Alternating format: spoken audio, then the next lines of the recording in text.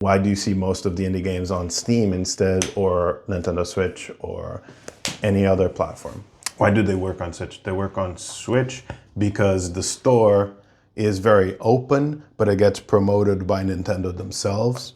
So I think the barrier of entry to get a game on Switch is actually surprisingly easy. I think it's maybe an audience problem. Nintendo Switch already has an audience that has been advertised to by Nintendo that is very primed for games that the fidelity of the graphics is not super high.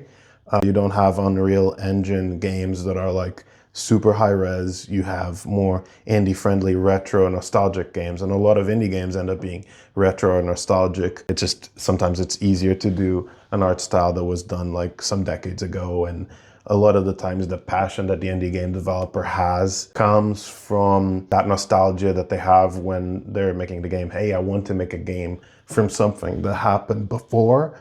And so they make a game that has nostalgic roots, and you can't spell nostalgia without Nintendo.